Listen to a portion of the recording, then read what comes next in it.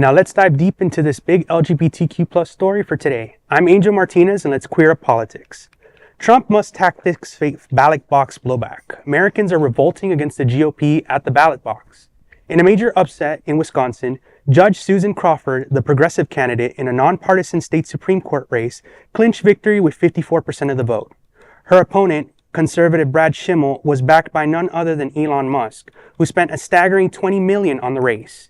That's including handing out 1 million prizes to voters. But it wasn't enough. The Wall Street Journal editorial board didn't hold back after the results, declaring, quote, "The MAGA Backlash Arrives," end quote. They called Crawford's win a, quote, "a warning to the GOP that the Trump-Musk governing style is stirring a backlash that could cost them control of Congress next year," end quote. Musk, who once said this election could decide, quote, "the future of America and the Western civilization," end quote, downplayed the result after the loss. Meanwhile, Democrats are gaining ground elsewhere too, flipping a Pennsylvania Senate seat in the pro-Trump county and forcing Republicans into tighter than expected wins in 2 Florida special elections. There's even buzz that Representative Elise Stefanik backed off a UN ambassador nomination due to fears of losing Republican seats. The Journal board summed it up saying, quote, "The MAGA majority may have a shorter run than advertised," end quote. With the House hanging on by a thread and voters rejecting Trump's second-term agenda, LGBTQ plus Americans and allies may be witnessing a turning tide. Yeah, I mean, I knew this was going to happen. I mean, a lot of us knew that the backlash was going to happen and it was going to happen fierce. I mean, a lot of voters, are just voters like my dad. These are Republicans, right, that are switching parties. They're switching parties to NPA, or they're just, they're not voting, for Republicans anymore. Like I see the momentum in places like Miami, where I'm from. And that's like, our last story, another freedom we have is to vote. So every vote counts. So make sure you do go out and vote, because we need to get these wins. Yeah, and another thing that we have is the ability to protest. Yeah. And protests that were going on over the weekend were beautiful. They were beautiful to see. And in Wisconsin, in Milwaukee, where your story is based out of, was one of the biggest crowds. And I had no idea those peace heads were all about, going against Trump. I had no idea, and that's the power. That's the power in numbers, and it gives me hope. Is that okay to say, right? It gives me a little bit of hope, because Elon couldn't buy this. All right. He tried to buy this election with $20 million.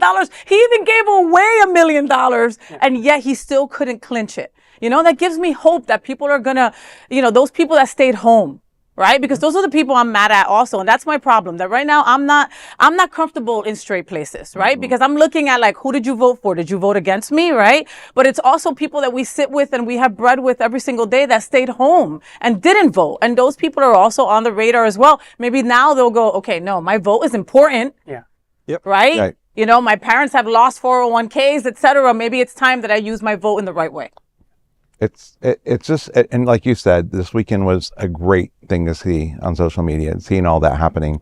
And to me, it just shows, like you said, it's the tide's turning, right? And it will take some while. It's not going to happen overnight. It can't. But I'm hoping for the positive. We have to. And Trump and the maggots, they will downplay everything. They will say, like, oh, Cory Booker, well, he was only on there 25 hours. That ain't shit. You know what I mean? Like, they're, or, oh, there was no one protesting. There were just hundreds of people. No, there were millions of people. And, Cory Booker is an incredible human that was up there 25 hours and did his thing, That's the kind of protest that we need to follow and imagine and get involved.